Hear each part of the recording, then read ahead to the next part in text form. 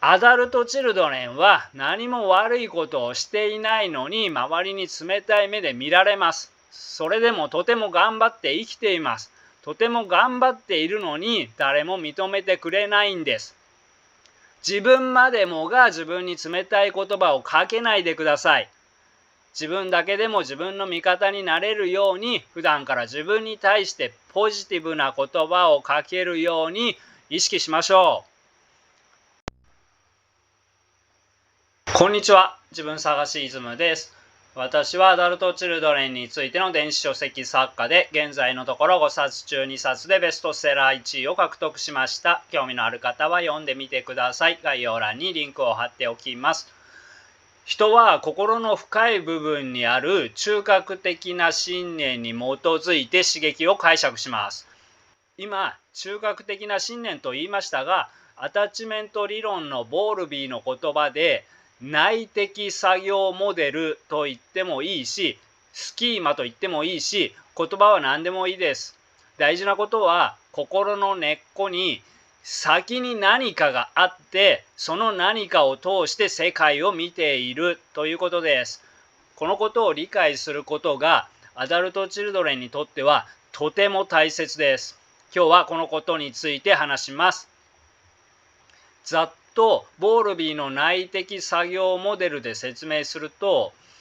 愛着対象者、多くの場合母親ですね。赤ちゃんはこの母親との交流において、自分はこういう存在だ、人間とはこういうものだと自分や他者に対するイメージを持ちます。内的作業モデルとは簡単に言うとこのイメージのことです。内的作業モデルはアタッチメント理論、つまり愛着理論から出ている言葉です。なので、乳幼児期の親子関係から形成される自分と他者の関係に関する信念を指しているニュアンスが強いです。これに対して中核的信念とは、自分や他者や世界に対する深く根付いた堅くなな信念全般のことです。こちらも育った環境に基づいて形成されることがほとんどなので、指していることはほとんど同じですが、愛着対象者のみではなく、個人の経験全部を含めているという幅広いニュアンスです。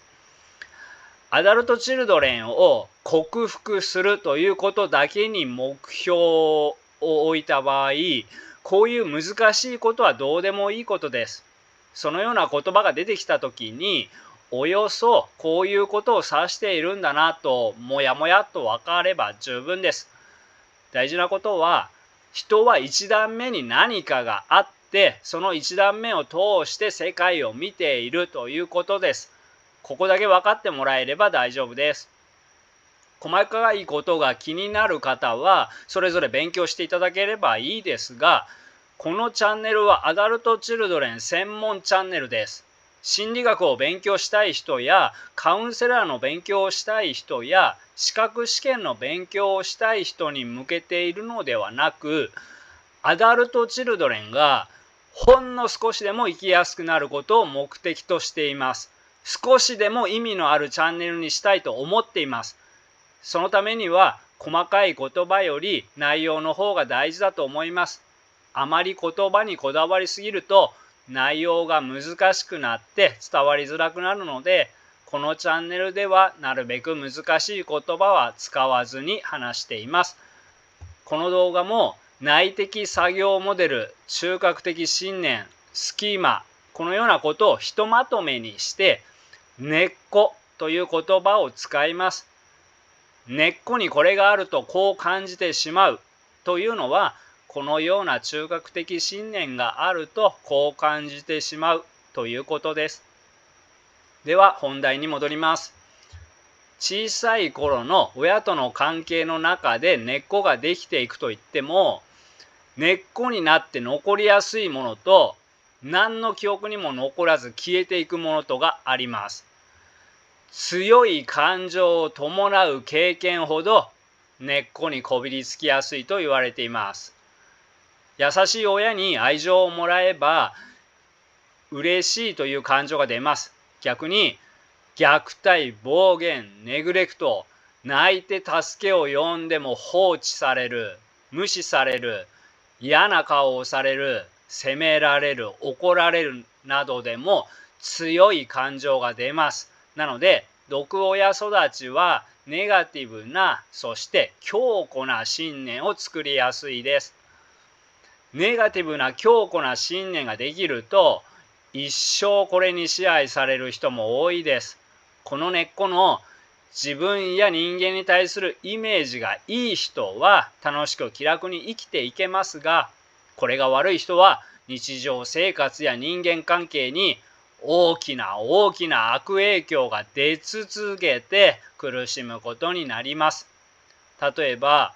よく可愛いのにこの目が嫌い、生きていけないという人がいます。そして目を整形したら今度は鼻が嫌いという。鼻を整形したら今度は口が嫌いという。このような人は目や鼻や口が問題なのではなくて、最初に根っこで自分に対して否定的な感じ方を持ってしまっているんです。だからどんな目でも気に入りません。皆さんの周りにもこういう人いませんでしたか？実際に容姿が整っているか整っていないかは関係ありません。関係ありませんとまで言い切ってしまうと語弊がありますが、少なくとも現実通りに見ているのではなくて、根っこを通して見ています。つまり根っこで自分を嫌ってしまっているので、本人は本気で自分の目に劣等感を感じています。そこでそれを隠すためにおかしな不自然なメイクをして、せっかくの美しい容姿を自分で壊してしまうんです。根っこに病的な劣等感があるから容姿に怯える。根っこに疎外感があるから既読スルーでひどく傷つく。根っこで自分に失望しているから疑い深くなる。根っこで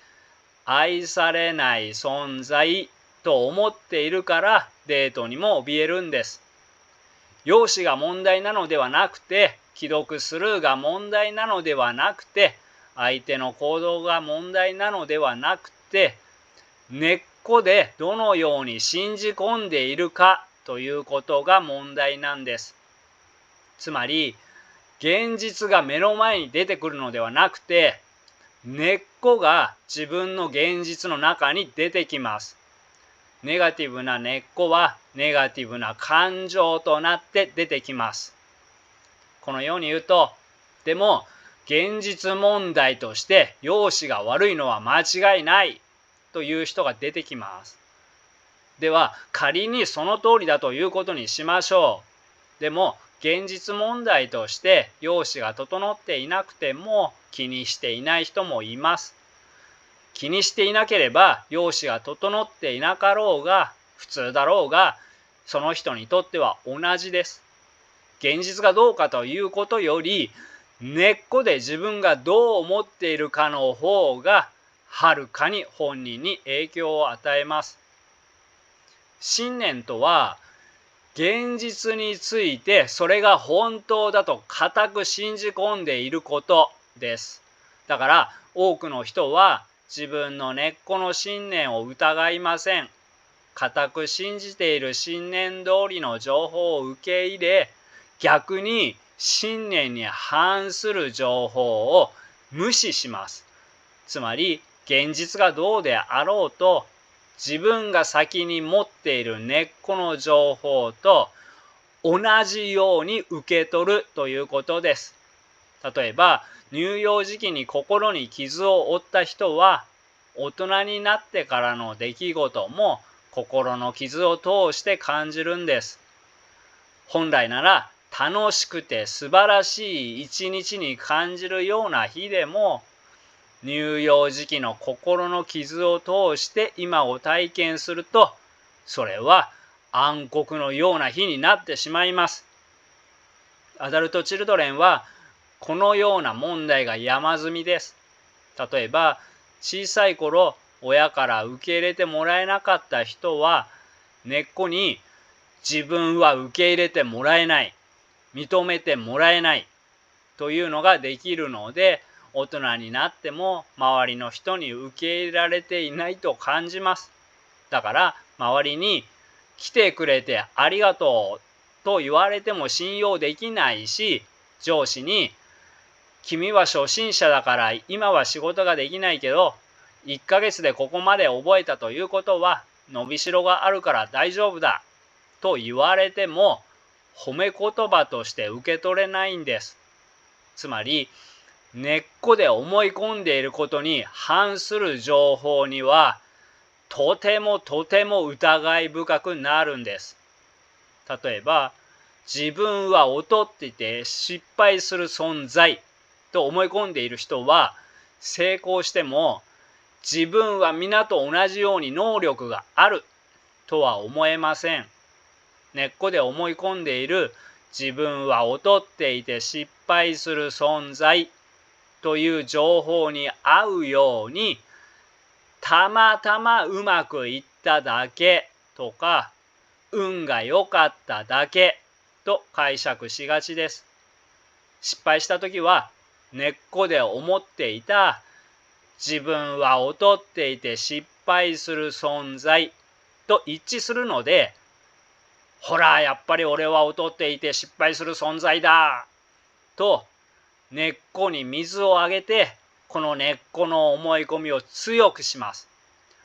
また根っこに自分は誰からも愛されないというのがあれば、どんなにあなたが好きだと言ってくれる人がいても根っこの情報と一致しないので、相手の言うことを信じられないんです。逆に目を見てくれなかったとか、返事までに時間があったとか、返事が短かったとか、ほんのちょっとしたことでも根っこの情報と結びつけて、私を好きではないからだと感じるんです。他にも人生のいろいろなところでこのようなことが起こっています。例えば根っこで誰にも受け入れてもらえないと思っていれば、人を避けて孤立していくだろうし、根っこで人は怖い、すぐ怒るとやばいことになるなどと思っていれば、自分を犠牲にして周りに服従して生きていくだろうし、根っこでありのままの自分では嫌われると思っていれば、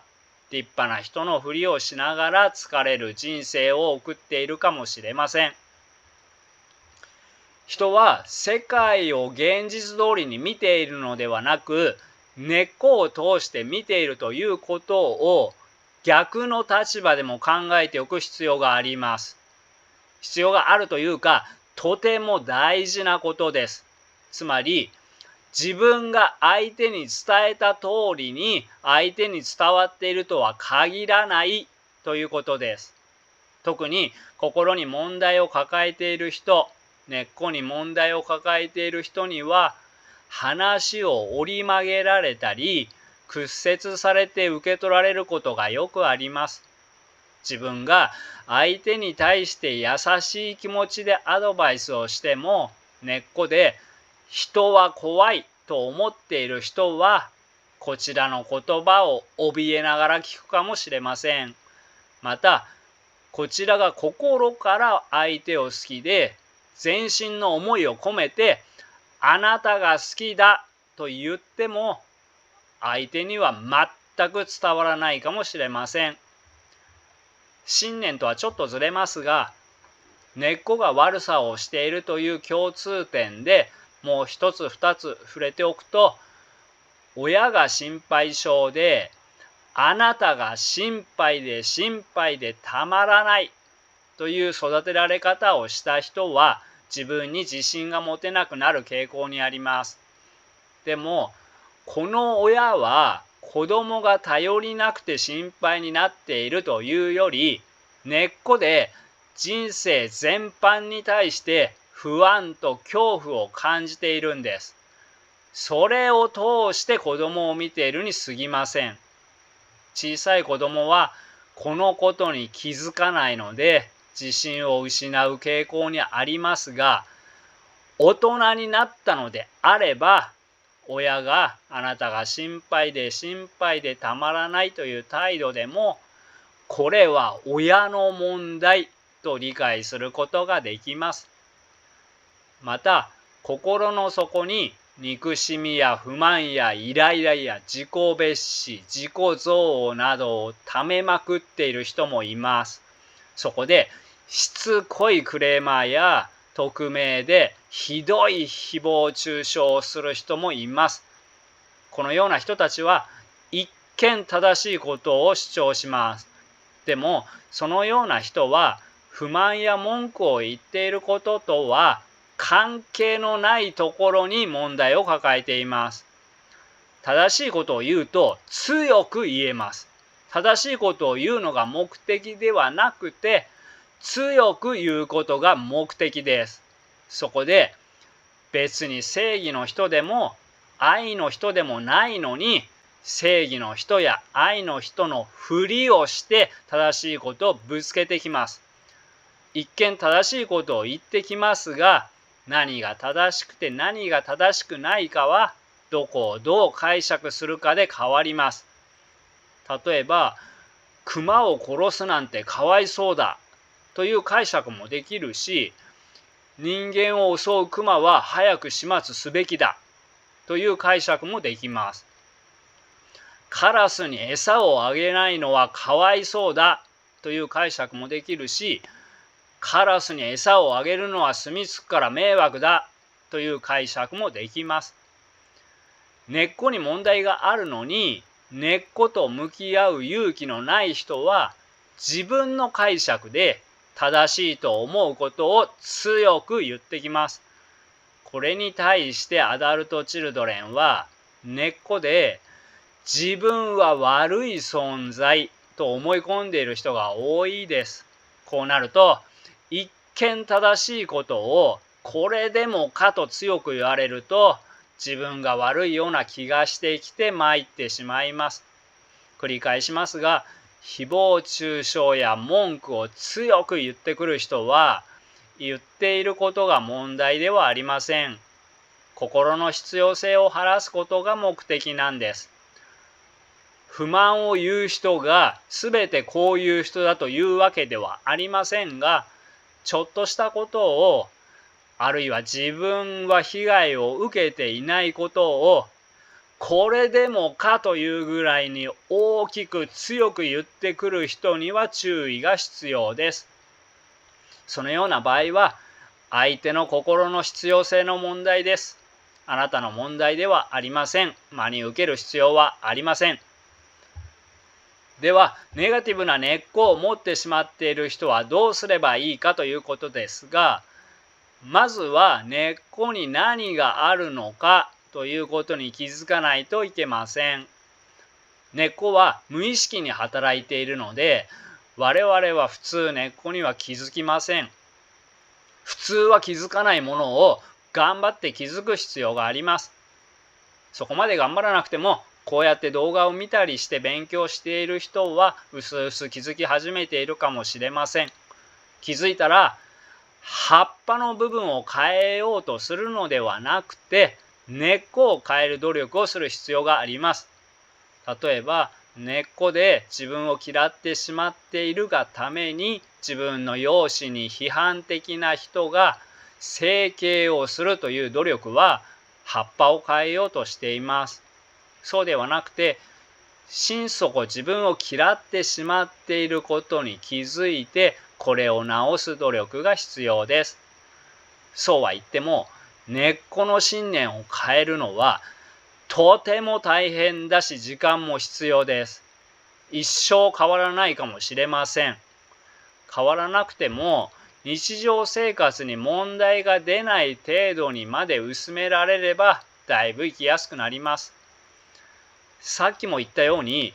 根っこに気づいていないときは、根っこの信念通りの情報のみを受け入れ、信念に反する情報を無視しています。でも根っこの信念に気づいたら、自分はこのような根っこがあるのでこのように感じてしまうけど、この感じ方はこの根っこによるものだと思えます。これがとても大きいです。つまりこれからは根っこの信念通りの情報を疑い、信念に反する情報を精査するのです。またアダルトチルドレンは普通ネガティブな根っこをいくつも持っていますが、この根っこを通して自分と対話をしています。だから自分に対してとてもネガティブな言葉をかけています。これはおかしいです。何がおかしいかというと、根っこのネガティブな信念は毒親との関係でできたものです。自分にネガティブな言葉をかけるということは、内面化した毒親の言葉を自分にかけているということです。わかりやすく言うと、毒親の言葉で病んだ人が毒親の言葉をかけ続けているということです。一度俯瞰して客観的に自分のことを見てください。アダルトチルドレンは何も悪いことをしていないのに周りに冷たい目で見られます。それでもとても頑張って生きています。とても頑張っているのに誰も認めてくれないんです。自分までもが自分に冷たい言葉をかけないでください。自分だけでも自分の味方になれるように、普段から自分に対してポジティブな言葉をかけるように意識しましょう。これはしつこいぐらい意識しないとなかなか習慣化されません。しつこいぐらいに意識してください。自分に対してポジティブな言葉をかけ続けるということは、ネガティブな根っこに反論しているということです。毎日反論して徐々に根っこを薄めていきましょう。ではポイントを振り返りながらまとめます。人間は世界をありのままに見ているのではなくて、自分の根っこを通して世界を見ています。だから100人の人が同じ条件で同じ体験をしても1人ずつ感じ方は違います。みんなが同じ地球に住んでいるのではなくて、1人ずつ全く違う地球に住んでいます。だからこの世を天国と感じる人もいれば地獄と感じる人もいます。もちろんアダルトチルドレンは地獄と感じる方です。でもこれは地獄にいるということを意味していません。地獄にいると感じているだけです。ここに救いがあります。この世界を地獄と感じている人は根っこにあるネガティブな信念を変えないといけません。もしかしたら他人から嫌われているから不幸だと感じている人がいるかもしれません。確かに人に好かれるか嫌われるかということは大きな問題です。でも我々は人に嫌われるより自分に嫌われた方がはるかに不幸になります。自分を嫌っていたら周りに好かれていてもその通りに感じられないからです。そして多くのアダルトチルドレンは自分を嫌っています。他にもアダルトチルドレンはネガティブな根っこに翻弄されることが多いです。例えば根っこに孤立感があれば、ちょっと意見が合わなかったとか、ちょっと返事をもらえなかったとか、ちょっとしたことで孤立感を感じます。また根っこに私は迷惑な存在というのがあれば、すぐに気が引けて協力を求められなかったり、相手の好意を受けられなかったりします。あるいは根っこに自分は誰からも愛されないというのがあると、相手は何か下心がないと自分とは付き合わないだろうと感じたりします。だから付き合ってもこれは愛ではなくてお金が目当てだとか、何か他のものが目当てだと感じてしまいます。逆の立場も考えてみましょう。例えば、根っこに俺は人間として価値がないというネガティブな信念がある人が周りにいるとします。そのような人には、あなたは価値があるよと言ってあげたくなります。でも、どんなに本心で、あなたは価値があるよと伝えても言葉通りには受け取ってもらえません。気休めを言いやがってとか、心にもないことを言いやがってのように解釈されがちです。改善するには、本人から俺は価値があると自分に言ってもらう必要があります。自分はネガティブな根っこを持っていると感じている人は、まず自分が持っている根っこを特定することがとても重要です。一度たっぷり時間をとって自分のことを内省してみてください。